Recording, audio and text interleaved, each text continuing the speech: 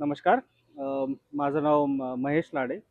मी Shri Devde sir यांची लिखित एकलव्य ही कादंबरी काही महिन्यांपूर्वी घेतली आणि जसजसा मला वेळ मिळतो त्यातून मी ती पूर्ण वाचून काढली आणि एकलव्याचं एक नवीनच दर्शन माझ्या पुढे समोर आलं.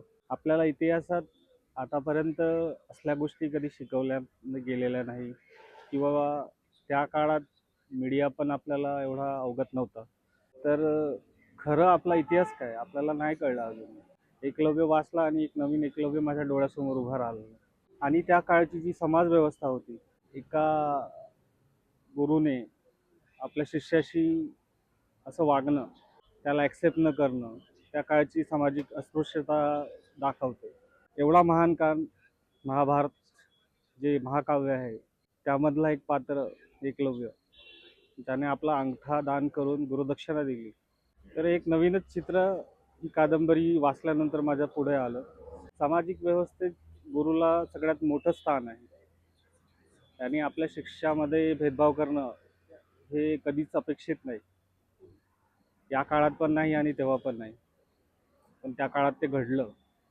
बट एकलव्याने ध्येयाने धाडसाने पुढे जाऊन गुरुदक्षिणा तर दिलीच, अंगठा तर दिलाच, बट त्या ओघाने तो स्वतःला त्याने बनवलं, घडवलं.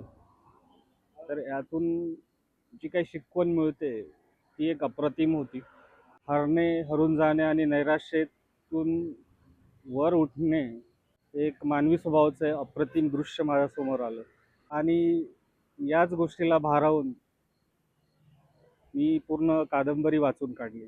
छान सुंदर रचना, शब्दांची मांडणी, अभेद आणि यातून झळकतं की लेखक आपल्या संस्कृतीबद्दल जाणून घेण्यात आणि जाणीव करून देण्यात किती म्हणजे प्रयत्नशील आहे त्या बाबतीत. तर हे होतं माझं एकलव्य, श्री विजय देवडे सर लिखित.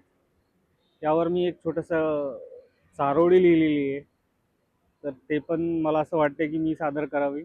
नव्हता सोबतीला कोणताही गुरु, नव्हता सोबतीला कोणताही गुरु, तरीही ध्येयाचा प्रवास केला सुरू, तरीही ध्येयाचा प्रवास केला सुरू.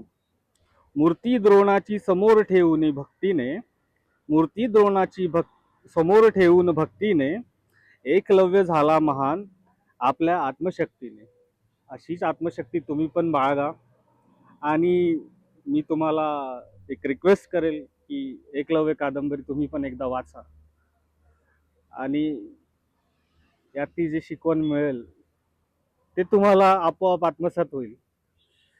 हे माझं म्हणजे स्व अनुभवाने सांगतोय. तर नक्की वाचा एकलव्य. नमस्कार. आपले धन्यवाद.